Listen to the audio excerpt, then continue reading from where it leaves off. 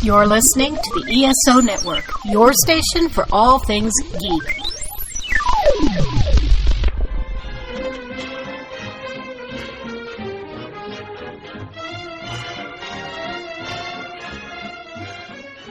Hello, world, and welcome to Tales from Hollywoodland, a veritable feast of movies, television, Broadway, showbiz stories, and even a little bit of news and gossip with Julian Schlossberg, Arthur E. Friedman, Stephen J. Rubin, and Dr. Frankenstein's other monster, Mike Faber.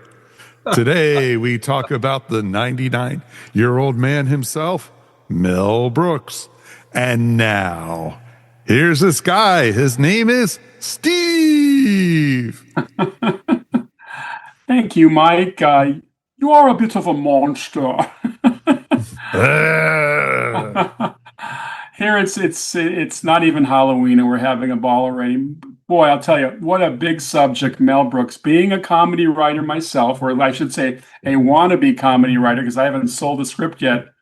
I just watched that HBO documentary on Mel, and if you haven't watched it, everybody run screaming to HBO because it is a fine documentary from Judd Apatow, another comic genius. And obviously, we've all boned up on Mel, and we all have our stories. Arthur, why don't you start us off? Tell us a great Mel Brooks story. Oh boy, Mel Brooks. First time I ever met Mel Brooks was he was officed at 20th Century Fox in the office directly below Barry Levinson, who at the time was working on a movie called Toys. So I had my 10-year-old son Nick with me, and Nick loved Spaceballs, which was a big thing that no one anticipated at that time. Kids loved that movie. And so it had a huge afterlife for Mel Brooks, one of the most popular, I think it's the most popular film he ever did in terms of afterlife, Spaceballs. So we went down, and Mark Johnson, who was Barry's producer, took us down to meet Mel. And I had just read a book about the Borscht Belt. And so we got to say hi. And I said, Mel, take a look at this book on the Borscht Belt. It could be an interesting movie. It's funny. He said, who's going to see it? Two Jews in Milwaukee? You know, he was right into form. So immediately what I found out about Mel Brooks is that's who he is. I think Julian will probably tell you the same thing, but he's that guy. I met Mel any number of times. When I was at the Pritikin Center in Santa Monica for weight loss, drugs, whatever these people go for, is stop smoking. My problem was a little weight.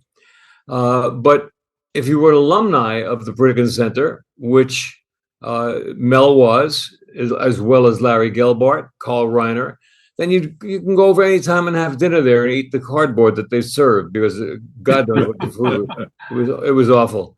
But I got to see Mel a lot of times over there. He came a lot. He was a devotee. And one of the reasons I think he's 99 was he was a heavy smoker. He told Julian, he was a hot pastrami eater at the just like, all of us at the Carnegie. But when he got into the Pritikin thing, he really stayed with it, as did Carl Reiner. And these guys lived into their 90s.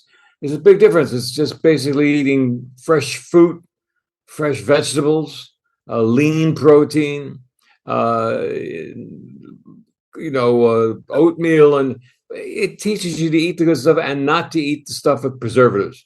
And Mel was a devotee, and I want to say this about Mel Brooks. In my encounters with him, Mel Brooks was a really intelligent guy, highly intelligent. But he was, anytime I've ever observed him, you couldn't stop him from talking and joking or not joking or being serious. But he is a genius. He's a comic genius. Mel Brooks is funny. And he can be funny just talking, just saying hello. Arthur, you like to talk about Milton Berle a lot. How would you compare Mel to Milton? Completely different. Mel was two different kinds of humor. Milton Berle. No, they're completely different guys. What I would compare is Buddy Hackett to Mel Brooks in the sense that they were both highly intelligent people that maybe the average guy in the street would not understand.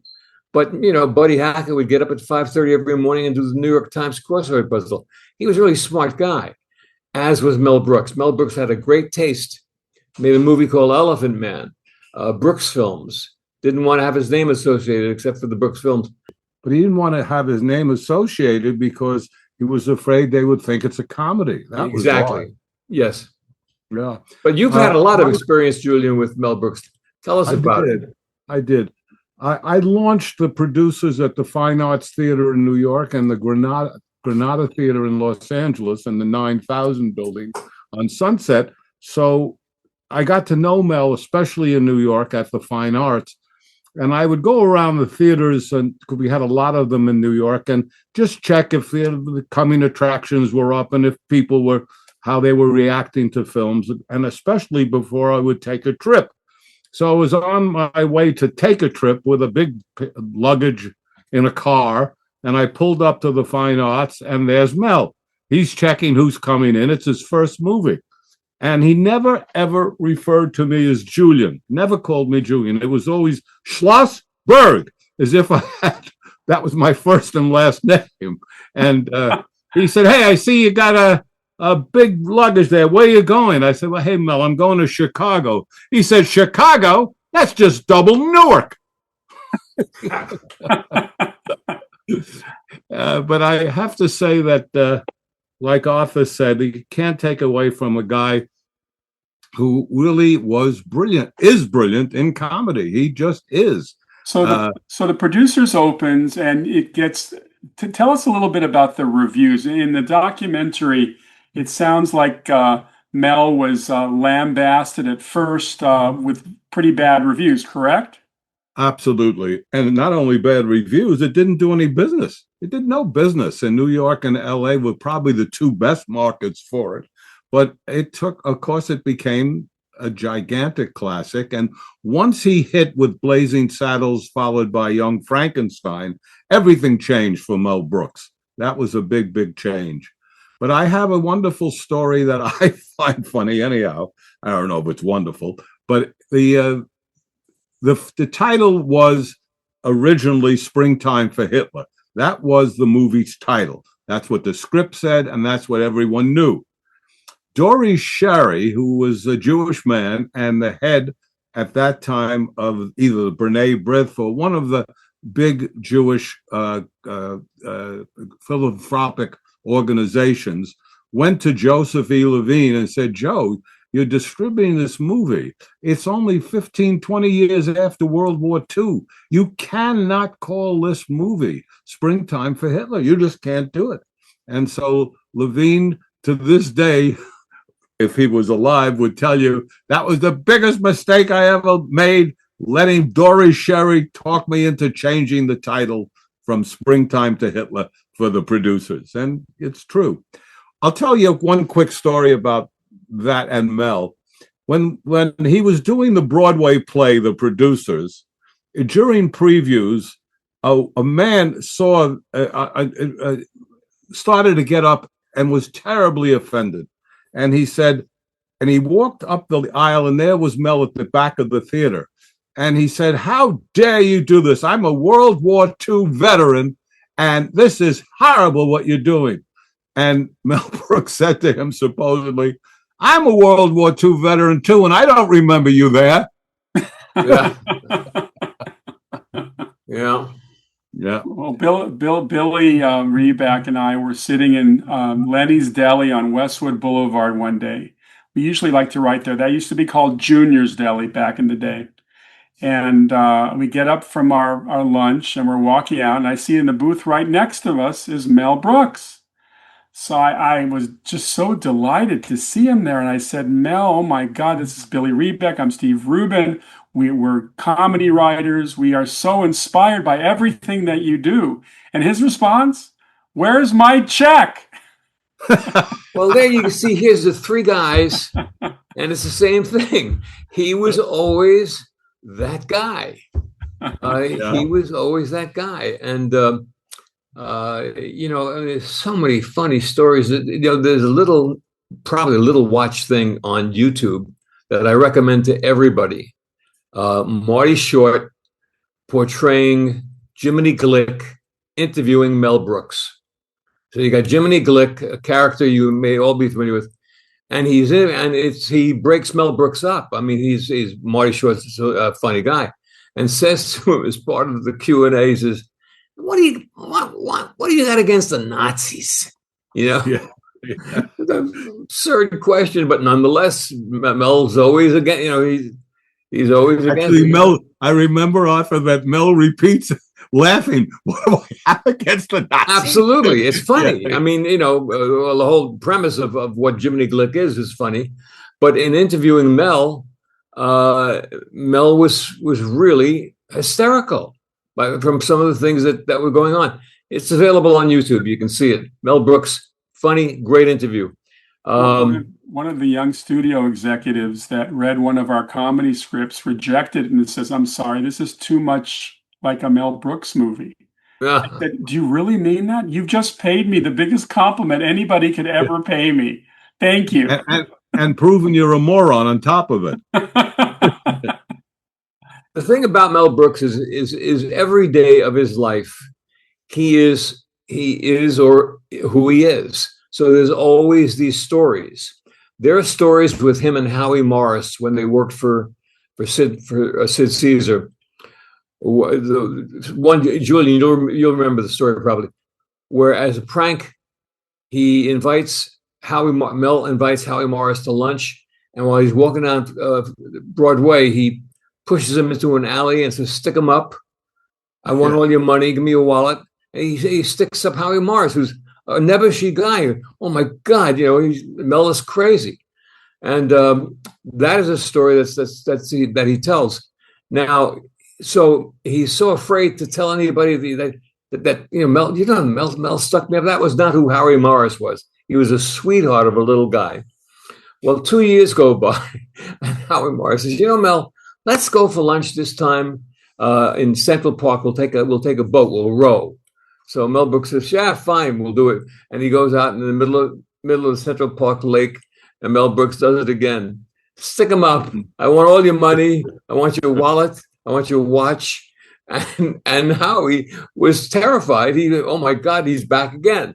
So you know, as it turned out, I think he got out of the boat and he had to walk to shore. Mel Brooks had great stories with everybody. Nobody missed. What was very interesting about the Apatow documentaries on Mel was to learn that he lost his father at the age of 2 years old and was always looking for an older male figure, Mel said. And of course, Carl Reiner fit that mode for him. So they became close friends for many reasons. Arthur mentioned how intelligent he was. The head writer for Show of Shows was a man named Mel Tolkien, and he took a liking to Mel as far as a paternal figure. And he said to him, "You've got to start reading. You don't read enough. You don't know enough."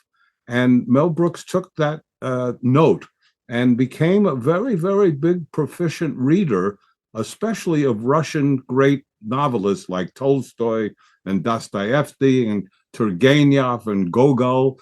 And he became very book learned. And that's interesting that Arthur brought that up, his intelligence. It's true. He also, believe it or not, was taught the drums by Buddy Rich. Buddy Rich, the great drummer, also lived in Williamsburg in Brooklyn and taught Mel Brooks how to play the drums. Pretty great teacher to have, right? At least, and Mel was a serious drummer. I mean, he loved it. He would do it on the kitchen table. He would drum. Great story of Mel Brooks that he tells is World War II. He and his battalion are at a river. It's towards the end of the war, and across the river there are the Germans. So maybe 200 feet separate them, but they're separated by a river.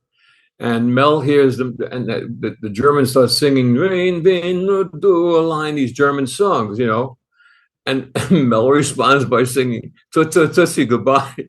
to the Germans. Yeah. Well, we had talked about this once before. I want to bring it up again. My belief is that Mel Brooks's best work was with Gene Wilder. In fact, to me, there's no doubt about it. Whether it's the producers, Young Frankenstein, Blazing Saddles, his best movies were when he was working with Gene Wilder. And it's very famous. I'm sure you guys know it. Not sure the listeners do. That he wanted very much in Young and Frankenstein, Gene Wilder, to do that number with Putting on the Ritz, with the monster, the Irving Berlin great song. And Mel Brooks didn't want it. And he fought it. And finally, he decided, Brooks, that if Gene Wilder feels that strongly and passionate about it, I'm going to do it. And that's what happened. That is a true show-stopping number. I mean, well, it's iconic. It's one of those it's things. really funny. I know we talk about this every other week about where's comedy today. But I think part of the reason we're always asking that question is Mel Brooks is, pretty much retired. At 99, he's got a right to be.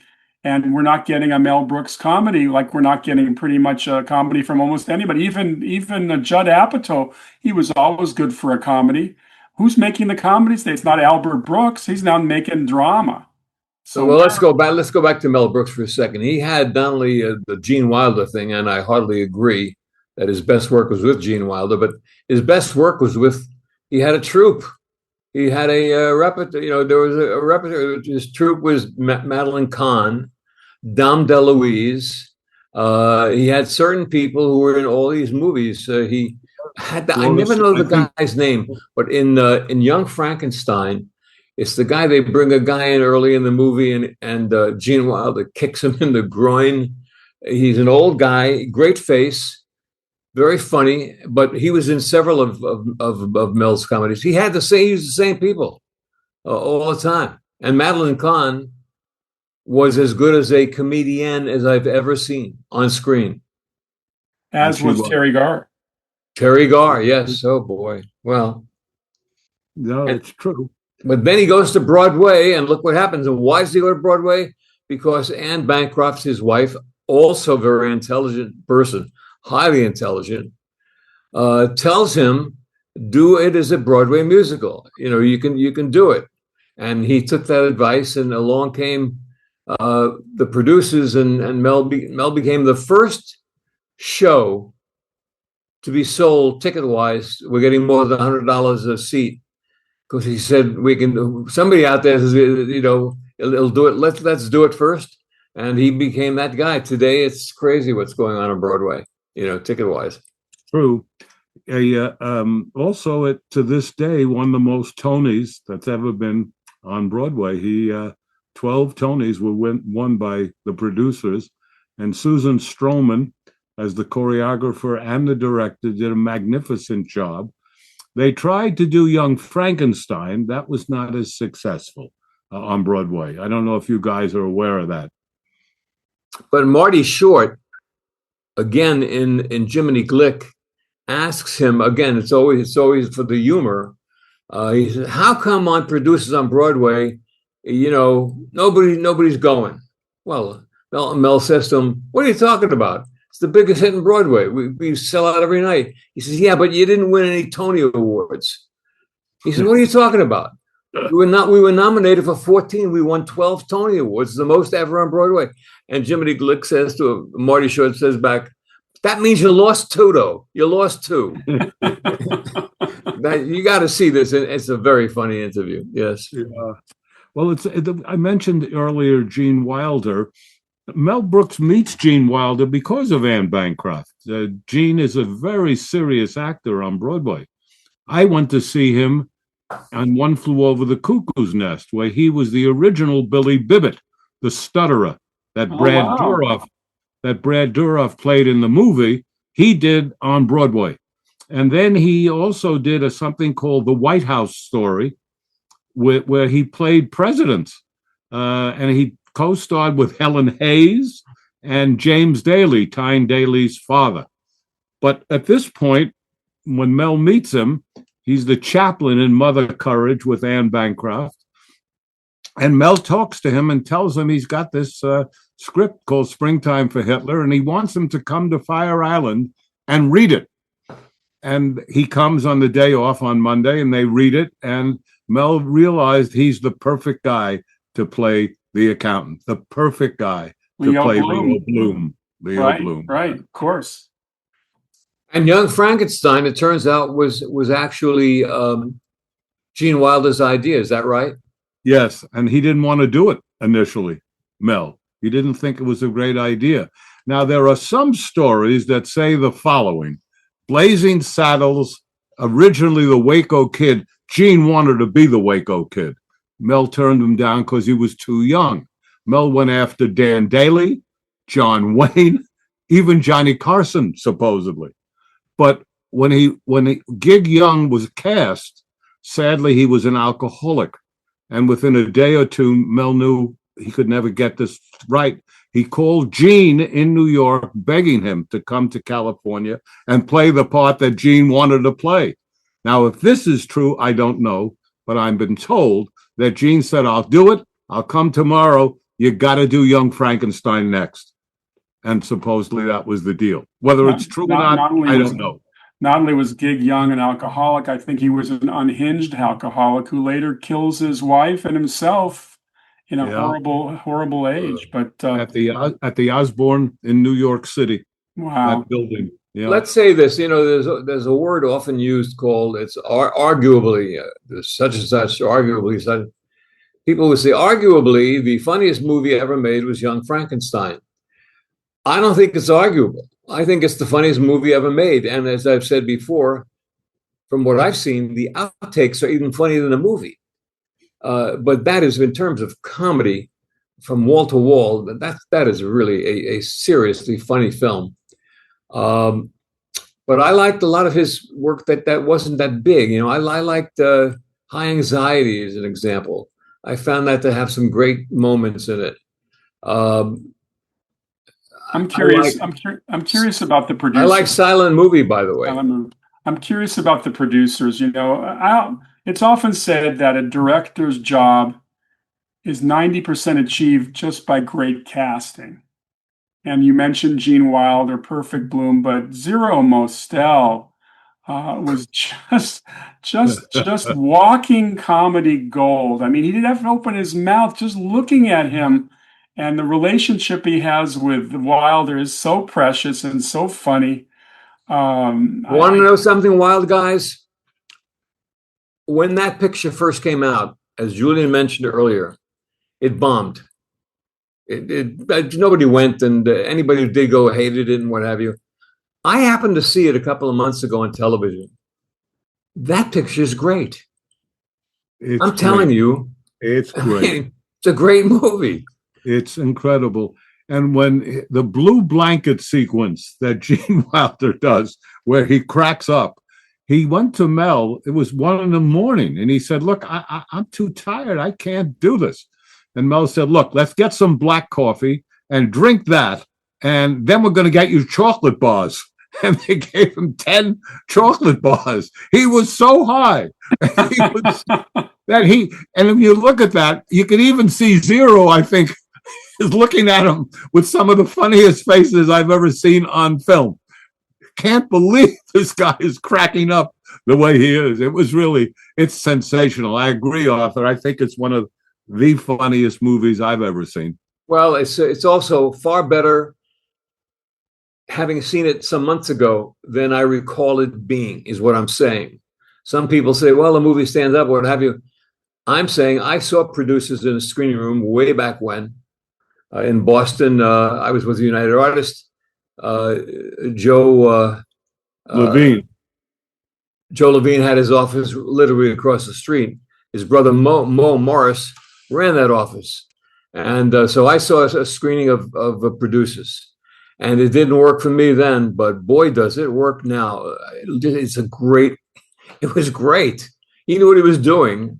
And ultimately it showed, Well, before he gets into the movies, watching the Judd Apatow documentary, I had no idea how down on his luck Mel was. I mean, as his son says, he didn't have two nickels to rub together. He was busted. And he marries Anne Bancroft, and she's pretty much supporting him.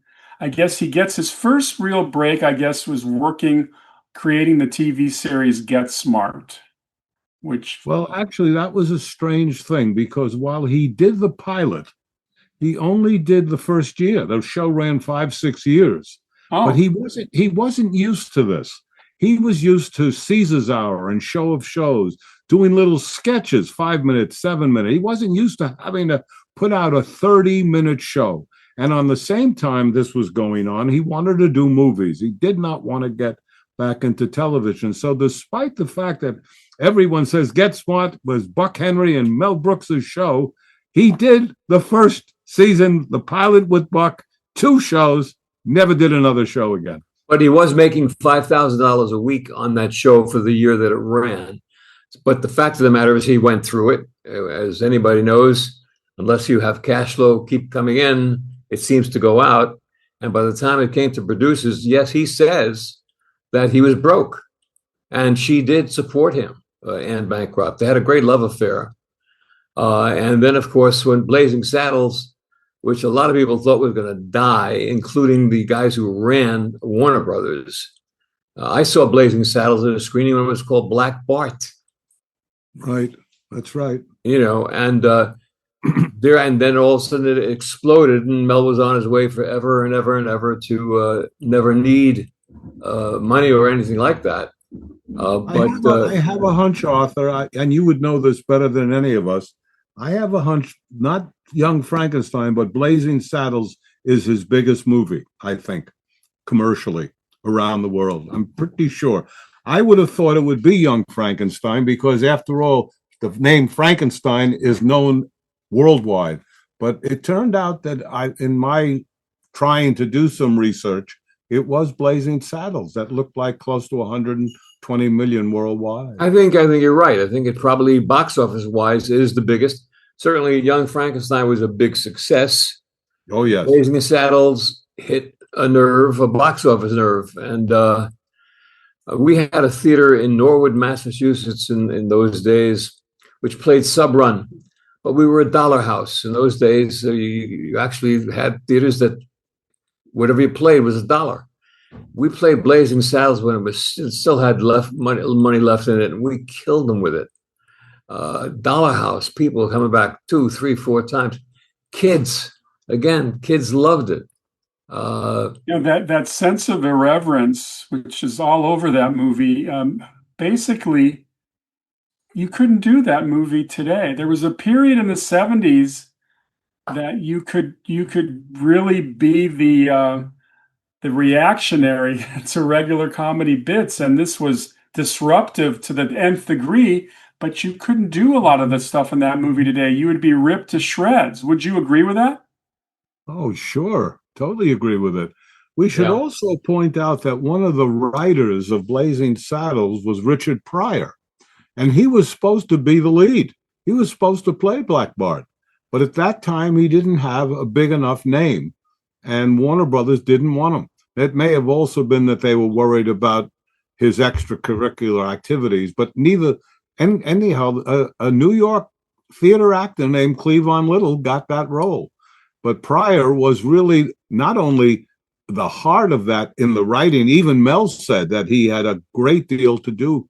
And it's a shame for Pryor, but of course it turned out to be okay because he became a giant star after. Especially teaming with Gene Wilder. That's right. Yes. Especially teaming with Gene Wilder. Yeah. Richard Pryor in concert was as funny as anybody would get. Off color, blue and all that. But when he hit big. And he was a writer with Mel Brooks on the movie. But, some of the things in Blazing Saddles, these little notes that came into this movie from nowhere, like Count Basie playing in the desert. It's so outrageous. It's hysterical. And punching out a horse? Punching out a horse.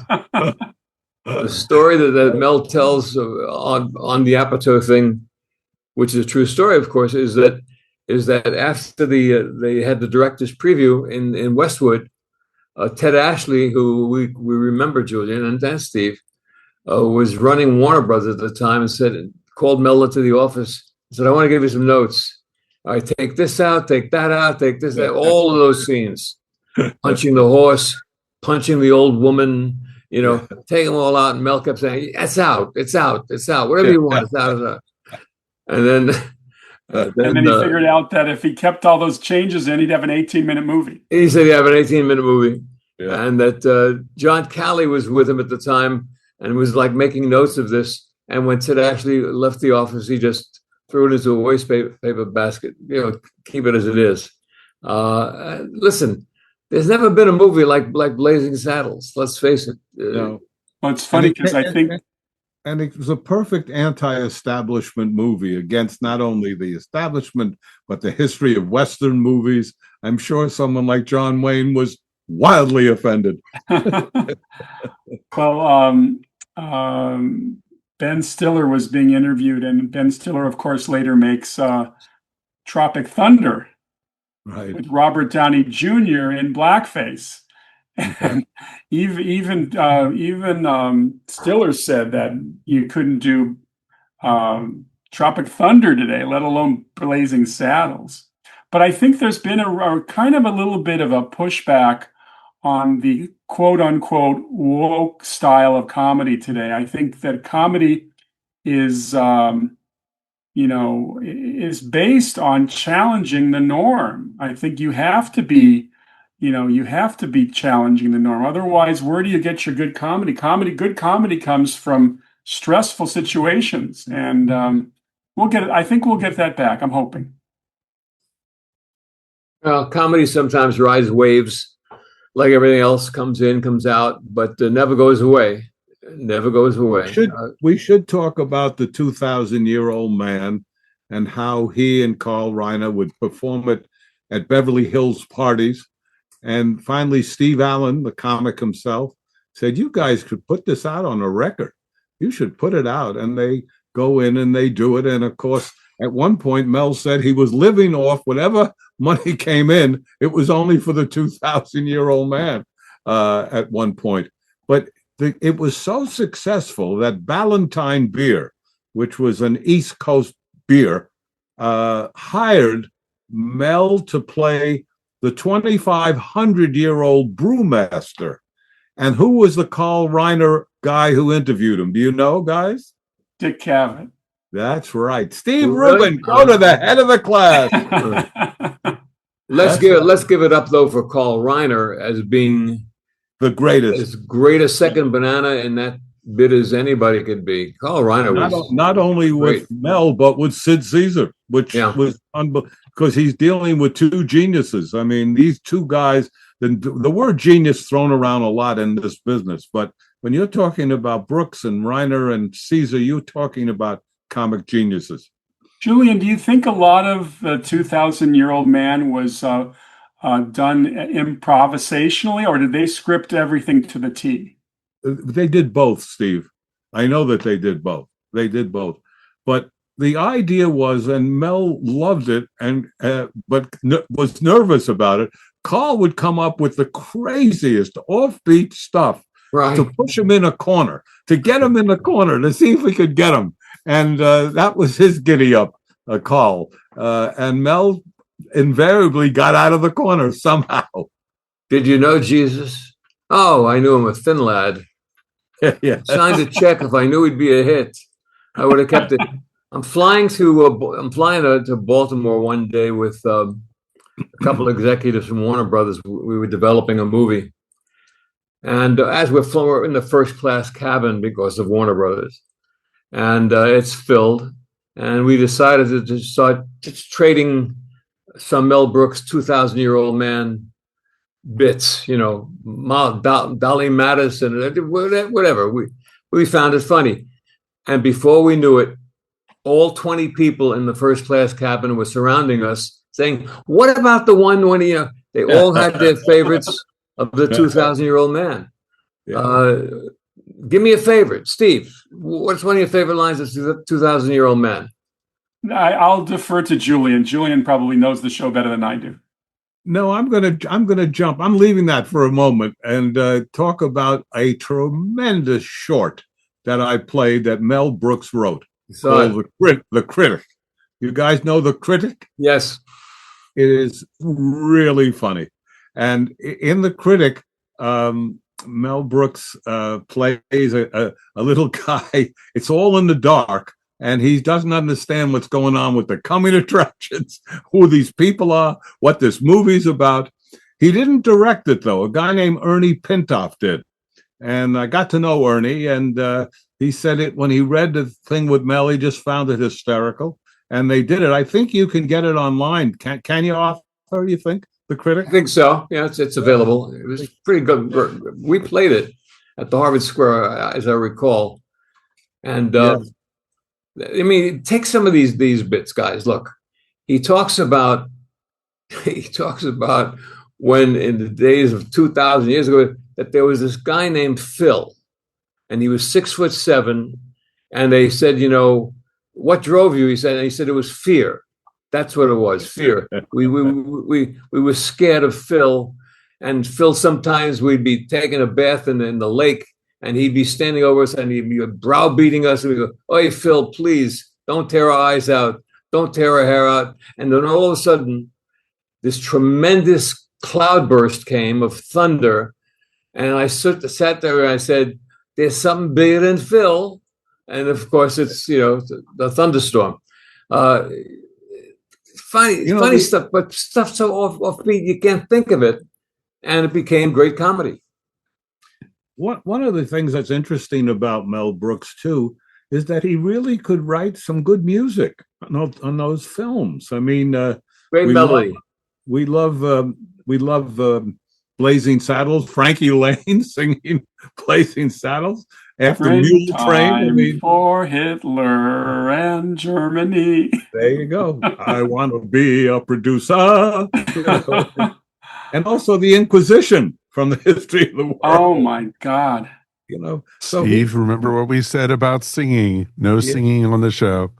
Yeah, so I mean, you got a guy who not only can write, not only can direct, but can do songs as well. It's really a terrific talent. I'd like to talk a little bit about quote unquote Jewish humor. I think Sarah Silverman in the documentary says that Mel Brooks actually made being Jewish kind of great. I mean, we talk about all the anti-Semitism in the world and all the surahs in the world, but Mel, being a Jew and writing a lot of Jewish humor in a sense that I'm sure was tested on the Borscht Belt for years, just made us all feel good about it. I don't know of any stories of people attacking Mel for being too Jewish. I think they extolled him for one of his great stories, Steve, of how many Jews died because of a song called "Dancing in the Dark." Do you guys know the Mel Brooks story? No. That story is a lot in the Borscht, but a lot of times the Jews would have their dinner. They go out on the porch and they sit there in the chairs and they'd rock. Every now and then, a Jewish guy would decide to start singing "Dancing in the Dark." The problem was they'd sing it in too high a key. Yeah. So instead of "Dancing in the Dark," they would go "Dancing in the Dark," and somewhere along the line, the note becomes and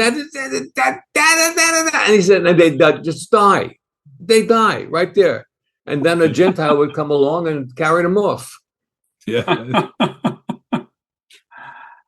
It's interesting. He talks about the fact that at 9 years old, Mel is taken by an uncle to go to Broadway to see Anything Goes, starring Ethel Merman. And even though he was in one of the last seats in the balcony, he heard every word she sang without a microphone. So he was smitten at 9. Because up until then, he thought he'd be in the Garment Center. That was all the people he knew were in the Garment Center.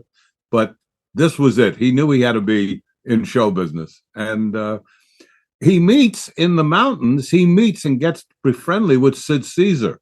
who's also playing the mountains. And when he does Show of Shows, Mel, he's not under contract to NBC or Max Liebman.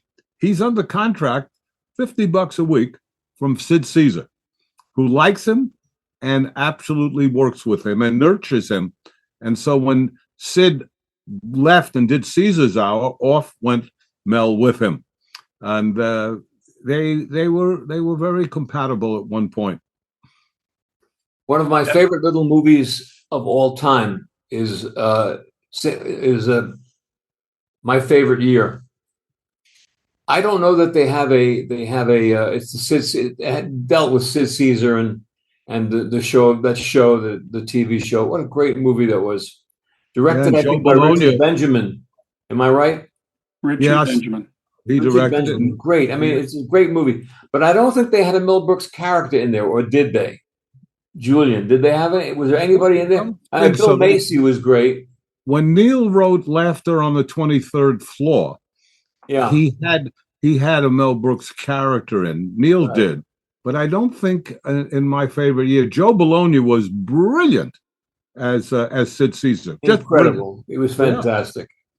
But you had brought up My Favorite Year. It's his pictures at the beginning of Brooks films that had nothing to do with Mel as far as directing or writing, were a great group of movies. I mean, as you mentioned, we mentioned Elephant Man, we mentioned Francis. What a performance by Jessica Lange, and then you've got The Fly. I mean, he was really knocking out very good movies, and commercially, he was making a lot of money as Brooks films.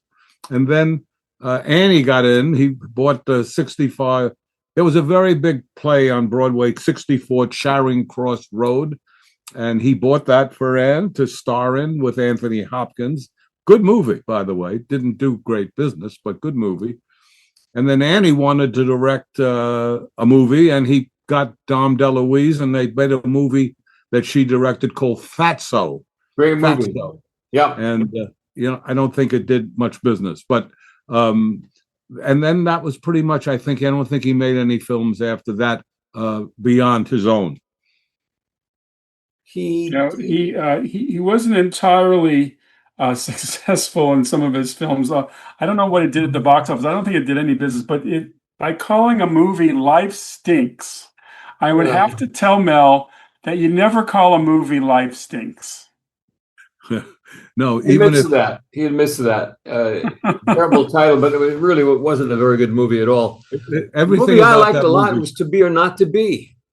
I liked it. The remake of the Lubitsch film. I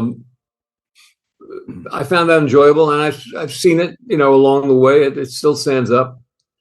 Not as great as the Jack Benny thing. What a freak movie that was! What a great movie that was, To Be and Not to Be. I wonder. I know that in the documentary, Mel talks about the people who influenced him, the Harold Lloyds, the Charlie Chaplins. I'm wondering how much influence Charlie Chaplin's The Great Dictator had on the producers, because even before we knew anything about what the Nazis were doing in World War II, or at least not with the Holocaust. I mean, 1940, that's fairly early on, and that was a terrific spoof of Hitler. It was. I distributed To Be or Not to Be, the original, Ernst Lubitsch, Jack Benny, Carol Lombard, and it's a masterpiece, in my opinion. It is a masterpiece, and I don't think Mel came close to. No, but I agree. But it was. But he had one great number. They did in Polish, "Sweet Georgia Brown," and that was fun. That's a great duet between him and Annie. They really did that well. But no, the movie. The last movies were not very successful. I don't think the last few. But I think, Steve, he's doing part 2 of History of the World. I think they announced that. Well, I want to say it already ran on television. Part 2 did? Yeah. Oh, yeah, I think. Well, I guess he's not shooting it late soon. But there too, in History of the World, you have these moments that are hysterical. Maybe not the whole movie, but there are moments with Gregory Hines dancing with him, and that actually did a little business, as I recall. I'm a big fan of High Anxiety. I thought that picture was underrated. Julian, what you were thinking of actually is they did History of the World Part 2 as a television show, Right. as a miniseries. What they're filming right now, that Mel is part of, is they're doing Spaceballs too. The Quest for More Money. Right. Thank you, Mike. The quest for more money. I've always said that, Mike, Yes. you're my net, and you've proven it again. Thank you. I didn't fall on my face totally. A little bit. In the overall, I heard Mel say on television in an interview that the biggest thing he ever did in the overall was Spaceballs, because of what happened with the CD, with the DVDs, and with the kids falling into it. Kids love that movie. But he said it, I didn't, and I kind of get it. I kind of understand it. I think in the documentary, Mel is mentioned by the Zucker brothers, who did, of course, the great Airplane spoofs and things like that, being influenced by Mel, that Mel paved the way for them to be outrageous like that. How old was he when Blazing Saddles hit? Julian, do you guess? Was he 50 or so? I would say, I would say that's right, Arthur. I would think that's So he was 50, so the late time 40s, early 50s. He struggled. He had more misses than hits. And 12 Chairs was a gigantic failure. Big failure. Who financed that? 12 Chairs was Sidney Glazier, the same guy who did the producers with Joe Levine. But Glazier was the guy who did it, Frank Langella, Ron Mooney, good cast. I never saw the movie. How was the movie any good? Again, like you said about some of his work, there are spots that are terrific. But you see, it's interesting. You look at his history of Caesar's Hour and Show of Shows, and the reason he didn't want to do Get Smart, a full half hour, his brilliance often was sketches, were 5-minute, 8-minute, 10-minute sketches. What Frankenstein gave him, for example, Gene Wilder, writing with him, but a real structure of a story. And that's where he, I think, shined.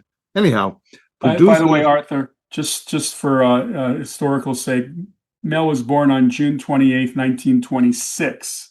So on June 28th this year, he'll turn 100. So he was about 48 when the producer, late 40s, early 50s, Young Frankenstein. Right. Yeah. And by that time, already involved with Anne Bancroft. So, and that was truly a love affair. They were deeply in love with one another. The thing about Mel Brooks is that, as good as things could get film-wise, when Producers, the Broadway show came out, that was a monstrous hit. I mean, that was the toughest ticket in town for years. Well, again, I think casting-wise, getting Nathan Lane and Matthew Broderick was genius. I mean, they just were.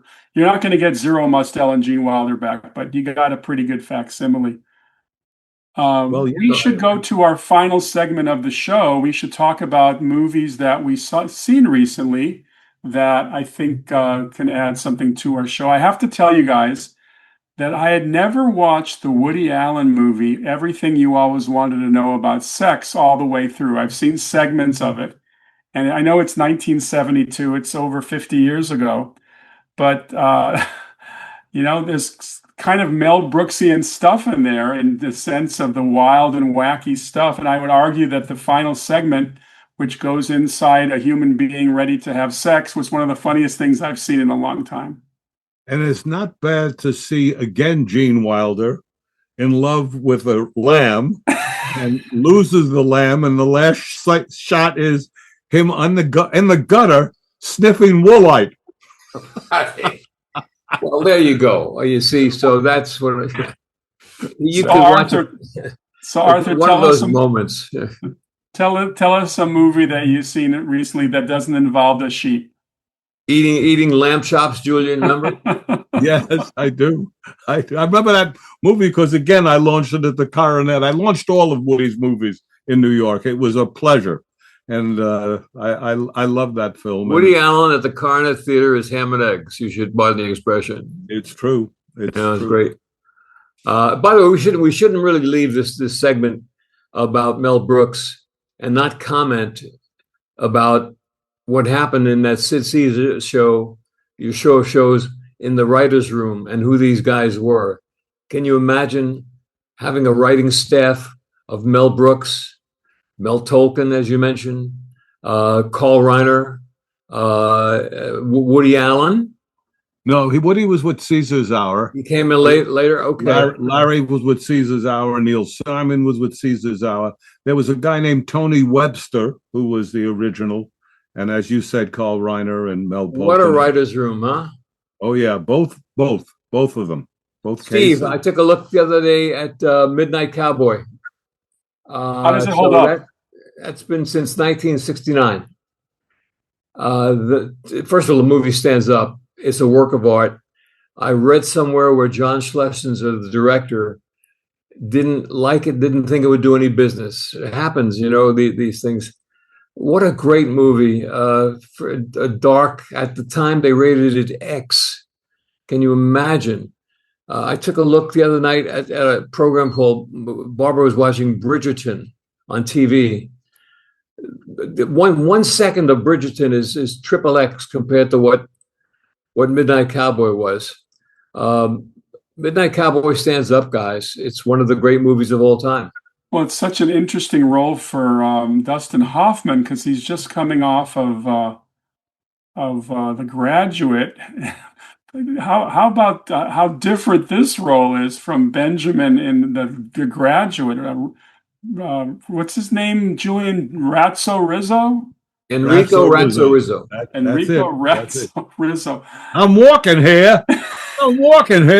Apparently, that was a spontaneous ad lib. Apparently, because somebody was trying to drive through the set or something. Yeah, that's right. Supposedly, that's right. As I've mentioned before, when I saw it at the United Artists screening room in New York, there were 50-seat screening room, and I was sitting there. When I got there was one seat left, and it was right next to a young girl named Liza Minnelli, who was in Flora the Red Menace at the time. So she was not a major star at the time.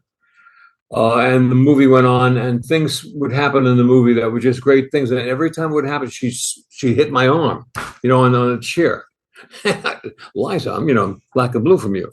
So, but it had those moments of greatness, and she couldn't hold herself back of saying, "Did you see that? Did you see that?" Julian, what have you seen lately that you loved? Well, actually, Arthur mentioned it and we talked about it. I watched The Producers again because I knew we were going to be doing the show. And I don't know, I must have seen that as many times as any movie I've ever seen. I think that and Double Jeopardy may be the two things I've seen the most. It is just spectacular. And two of the best performances I've ever seen in comedy, in Zero and Gene. Just terrific, They should have been nominated. I don't think they were. But he won the Academy Award, Mel, for Best Screenplay. Best Screenplay. Yes. Right, Yeah. right. What about you, Mike? Have you seen a movie lately you can recommend? Of course I can recommend. I could recommend two things that I've watched recently. First one's a movie, and based off of today's topic, we watched Blazing Saddles again. And it holds up so well that, it ties into what's going on in society today in a lot of ways. And Mel, was a trailblazer with this. And this is also a film you would not be able to make today at all. No. And it's just wonderful. Actually, excuse me for interrupting, but I'm recalling the Tarantino movie Django, which I'm sure was a little inspired by Blazing Saddles, if you think about it. A little bit, yes, about the bounty hunter Right. who, a black bounty hunter.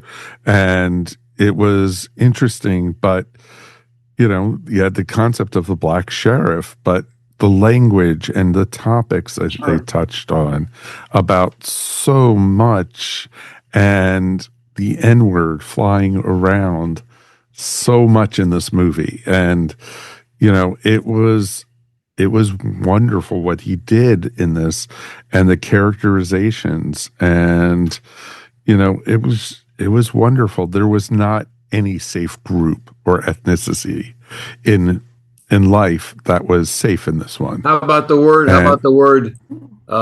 He's a neh. N-E-H, neh. They use that a lot of times in Blazing Saddles. During times of stress, and we're certainly living in those right now, I think comedy is the great elixir. I mean, when you can laugh as hard as you laugh, you got to figure that everybody walks out of the theater feeling really good. And I think a good laugh is like, in a way, medicine. It's medicine. Comedy is medicine. I don't know if it's as good as that. May I give a note to our Hollywood friends? My daughter wanted to take my granddaughter in Boston this week, where there was in 7-degree temperatures, wanted to take my 14-year-old granddaughter to see a movie, and they couldn't find anything that they wanted to see. You got to make better movies, guys. No, we did watch an amazing miniseries though on Netflix. It's 3 parts. It's an Agatha Christie mystery called The Seven Dials, and it was wonderful. The plot, very typical Agatha Christie, and you could see what was happening like 5 miles away, but it was very well acted, and it was just really, really well done, and I would highly recommend it. Did you see the 4-part Death by Lightning about James Garfield? Have you seen that? Wonderful film. Really, yes. a lot of fun there. Everybody. Nobody knows much about James Garfield, who's one of the presidents who was assassinated. But this is a story not only about Garfield, but we learn a lot about the guy who assassinated him. Is it Charles Guiteau? Steve, what station is that on? I think Death by Lightning is also Netflix. That's also Netflix. Called Death by Lightning? Death by Lightning. Yes. He has a great cast. About a year, Garfield, What'd you say, Jay? Yes. What'd you say, Julian? He only lasted as the president about a year, Garfield. If that. Who followed him? Yes. Yeah. Chester A. Arthur. Yeah. Or Chester A. Arthur. Yeah. Well, Chester A. It has a great cast. Nick Offerman is awesome in everything he does. But you also had Michael Shannon. Michael Shannon as Garfield. And the guy who plays Guiteau, I think, is one of the guys from Succession. Yeah, Matthew McFadden. Matthew McFadden, exactly. There's probably a topic for us to discuss one week, and that would be movies about presidents. Interesting. There's a lot of them. A lot of movies. Sunrise at Campobello. Excellent film. Yeah. Yep.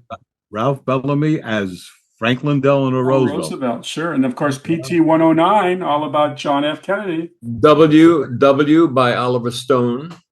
Right. Yep. Nixon with Anthony. Have you guys ever see Abraham Lincoln, the old Abraham Lincoln movie played by Raymond Massey? Sure. Of course. I saw one played by Lincoln? Walter Houston. And then there was young Abe Lincoln as a film too. Yeah, there were a lot. That would be a good idea. And don't forget, Julian, Abraham Lincoln, Vampire Hunter. How could I forget it, Steve? How could you ever forget? Mike, we're going to turn it over to you. Oh, thank you, Steve. Thank you very, very much. You've reached the end of this episode of the Tales from Hollywoodland podcast. Always remember, we couldn't do this without you. We want to hear from you. So please write us anytime at talesfromhollywoodland@gmail.com. Remember, you could also find us wherever fine podcasts are found. And now you could even find us up on YouTube. If you made it this far into this episode, why not subscribe and give us a thumbs up? Or if you're listening to us, please give us 5 stars. If you're into social media, please check us out on Instagram or Facebook. Before we get out of here, let's check with the guys and see what's happening this week on their podcast. Julian, who are you talking to this week?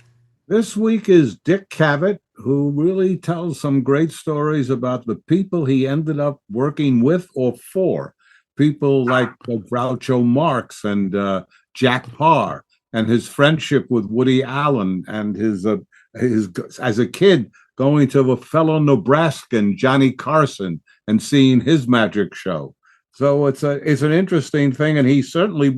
And I mentioned on our show working with Mel Brooks on the 2,500-year-old Brewmaster.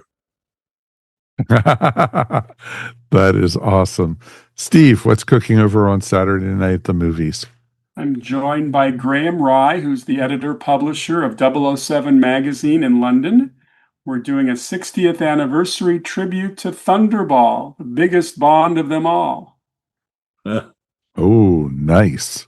Is that the biggest? Is that true, Steve? It's the highest grosser? Skyfall did over $1 billion, but in 1965 ticket sales, there were probably more tickets sold to Thunderball than any other Bond film. Back in 65, There were. yeah, There back were. in 65 it was $1 to go to the movies. Now it's 15. You went from 1965, where the average ticket price was probably $250, $275 maybe, to Skyfall, where it was up around $9, $10, maybe $12. It's right now it's about $15, folks. Yeah, no, it's Yep. it's true.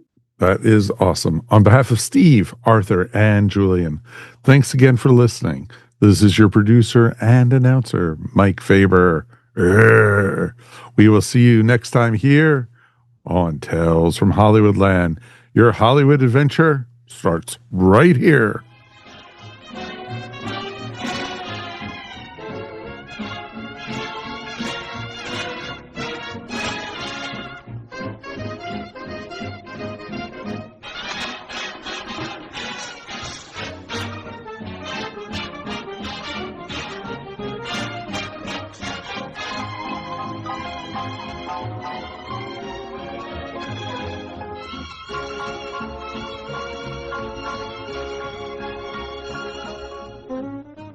Ever wondered what the universe tastes like? Or why your best ideas hit at 2 a.m. over a slice of pizza? Welcome to the Cosmic Pizza Podcast, where science, pop culture, and curiosity collide. 4 co-hosts, 4 perspectives, and 0 boring conversations. We explore everything from sci-fi TV shows to films from each decade. From conspiracy theories to our favorite foods. It's deep, it's weird, And it's seriously fun. New episodes every month. So grab a slice. Kick back. expand your mind with the Cosmic Pizza Podcast. This has been a broadcast of the ESO Network. Be part of the crew and help support our shows by donating to our ESO Patreon or by shopping for the TeePublic store, which can all be found at www.esonetwork.com. The ESO Network, your station for all things geek.